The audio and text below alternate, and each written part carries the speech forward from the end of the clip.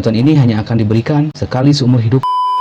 Yang keenam, kepada calon penerima Kartu Prakerja, pemerintah akan mempercepat implementasi Kartu Prakerja, sekaligus untuk mengantisipasi para pekerja yang terkena PHK, para pekerja harian yang kehilangan penghasilan, para pengusaha mikro yang kehilangan pasar dan omset, agar dapat meningkatkan kompetensi dan kualitas SDM-nya. Alokasi anggaran yang disediakan di dalam Kartu Prakerja ini adalah sebesar 10 triliun. Sehingga nanti setiap peserta Kartu Prakerja akan diberikan honor insentif 1 juta per bulan selama 3 sampai 4 bulan. Assalamualaikum, hai guys, ketemu lagi di channel Sosiawan TV, TV-nya para sosiawan. Sebelum lanjut menonton video ini, bagi kamu yang baru tahu channel ini, silahkan klik like, isi komennya, klik subscribe, dan gambar loncengnya, serta share pada teman-teman kalian. Namanya juga sosiawan, pasti banyak kenalannya dong. Terima kasih bagi yang sudah menjadi subscriber kami.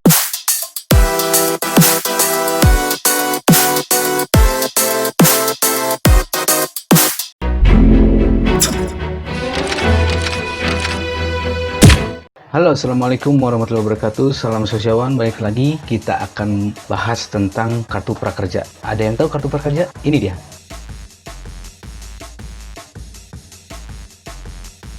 Teman-teman, kalau belum tahu saya jelaskan dulu ya tentang kartu prakerja. Apa sih kartu prakerja itu? Dalam situs pekerja.go.id disebutkan bahwa kartu prakerja adalah bantuan biaya pelatihan yang bertujuan untuk mengembangkan kompetensi yang jelas kompetensi kerja sasaran penerima. Bantuan biaya pelatihan yang bertujuan untuk mengembangkan kompetensi kerja sasaran penerima yang berusia 18 tahun ke atas dan sedang tidak sekolah atau kuliah. Bantuan ini hanya akan diberikan sekali seumur hidup untuk peserta. Nah, rekan-rekan sosiawan jangan menyia-nyiakan. Kalau teman-teman sudah lolos bisa mendaftar, tolong jangan disia-siakan karena ini kesempatan teman-teman untuk bisa berdikari lagi, bisa mencari nafkah untuk keluarga, dan ini sudah disiapkan oleh pemerintah. Tujuan dari kartu prakerja ini untuk mengembangkan potensi angkatan kerja, meningkatkan produktivitas dan daya saing angkatan kerja. Saat ini di Indonesia bukan hanya bersaing dengan saudara-saudara kita atau teman-teman kita di Indonesia, tapi juga dari tenaga kerja asing. Mereka juga bisa masuk ke Indonesia untuk bekerja dengan asalkan ada syarat memiliki kompetensi kerja, gitu ya. Yang ketiga, apakah kartu prakerja menggaji pengangguran? Jawabannya tidak. Kartu prakerja adalah program bantuan biaya pelatihan untuk meningkatkan kompetensi kerja, bukan untuk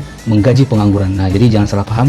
Yang penting banyak juga yang masyarakat berpikiran, sudahlah, nggak usah kerja, nganggur saja, ntar juga pemerintah ngasih duit atau ngasih bantuan. Jangan terfokus pada hal tersebut, teman-teman. Lebih enak memang dari uang sendiri daripada minta bantuan pemerintah, ya. Lalu ada pertanyaan lagi, siapa saja sih yang dapat manfaat kartu prakerja ini? Kamu bisa mendaftar jika kamu adalah warga negara Indonesia atau WNI usia 18 tahun ke atas dan tidak sedang bersekolah atau kuliah. Awalnya, program ini diprioritaskan untuk pengangguran muda. Namun untuk merespon COVID-19, program diprioritaskan juga bagi pekerja dan pelaku usaha mikro dan kecil yang terdampak. Mungkin di usahanya kolaps karena jarang yang beli, pun si para pekerja akhirnya dirumahkan karena tidak bisa menggaji pekerja dari atasan.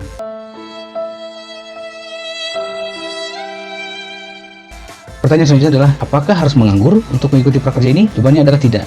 Orang yang sudah bekerja, karyawan dan korban PHK juga boleh mendaftar program kartu prakerja. Jadi teman-teman yang mau pindah kerja ataupun mau pindah lokasi kerja, biasanya memang sulit mutasi saat ini. Tapi teman-teman bisa manfaatkan ini. Jadi yang masih bekerja juga boleh, gitu ya. Semoga mendapatkan pekerjaan yang lebih baik. Pertanyaan selanjutnya, apakah lulusan universitas unggulan dan sudah bekerja bisa dapat manfaat kartu prakerja? Jawabannya adalah tentu saja bisa. Karena pekerja, baik itu lulusan universitas unggulan ataupun tidak jago ataupun tidak juga butuh peningkatan kompetensi kerja dan keahlian, namun prioritas tetap diberikan pada pengangguran muda dan pekerja maupun pelaku usaha mikro dan kecil yang terdampak COVID-19. Lalu siapa saja yang dapat melaksanakan operasional kartu prakerja ini dan memberikan persetujuan manfaat kartu prakerja? Jawabannya adalah manajemen pelaksana yang berada di bawah Kementerian Koordinator Bidang Perekonomian Republik Indonesia. Semua kebijakan kartu prakerja dirumuskan oleh komite yang terdiri dari 8 menteri. Pada tanggal 26 Mei 2020 lalu, pemerintah akan melakukan pendaftaran gelombang keempat. Sesuai pernyataan Direktur Komunikasi Manajemen Pelaksana Prakerja, Panji Winantiaki, rencananya pendaftaran kartu prakerja akan dilaksanakan pada 26 Mei 2020 lalu. Namun rencana tersebut ditunda dikarenakan sedang proses evaluasi gelombang 1-3. Jadi teman-teman silahkan cari info lagi. Untuk update-annya bisa dicek di website prakerja.go.id, ya. Ada solusi untuk kartu prakerja ini. Yang pertama, meringankan biaya pelatihan. Jadi teman-teman yang biasanya ikut pelatihan bayar sekarang gratis. Atau banyak misalkan pelatihan-pelatihan berbayar, teman-teman malah bayar, gitu ya. Yang kedua, mengurangi biaya untuk mencari informasi pelatihan. Jadi sekarang sudah distrukturkan oleh pemerintah untuk pelatihan-pelatihan akan dikelola oleh pemerintah dengan pihak ketiga juga, ya. Yang ketiga, mengurangi mismatch dari pekerja seseorang. Yang keempat, menjadi komplement pendidikan formal, membantu daya beli masyarakat yang terdampak COVID-19. Jadi itu ada solusi untuk kartu prakerja, ada 5 poinnya. Penerimaan ulang masih dibuka sampai bulan November 2020. Jadi teman-teman sosiawan jangan lupa dan jangan menyanyiakan momen kesempatan ini ya. Mungkin teman-teman yang sekarang sudah di PHK atau dirumahkan, yang mungkin akan mengalami beberapa bulan ke depan juga mungkin ada sosiawan yang akan dirumahkan oleh usernya atau yang mempekerjakannya ya.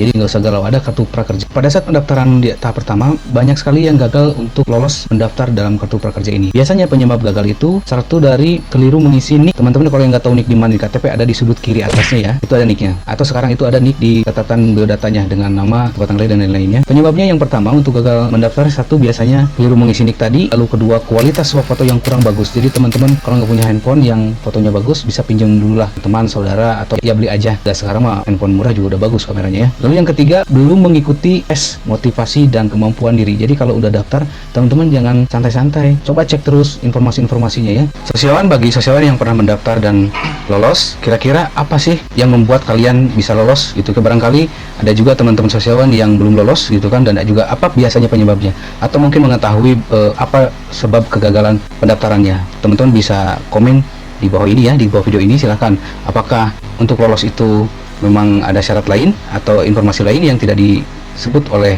penyelenggara, atau gagalnya itu teman-teman memang kaceletot atau tidak detail pada saat pendaftaran sehingga membuat secara sistem tidak masuk gitu ya. Dan kegagalan itu juga tadi sudah saya sebutkan beberapa poin, dan solusi untuk kartu prakerja juga sudah saya jelaskan. Untuk cara pendaftaran dan hal lainnya, teman-teman silahkan kunjungi website www.prakerja.go.id ya. Di situ sudah lengkap semua informasi mengenai kartu prakerja. Sekian dari saya informasi ini, semoga bermanfaat bagi semua sosiawan. Sampai ketemu lagi di lain waktu. Salam sosiawan, cut.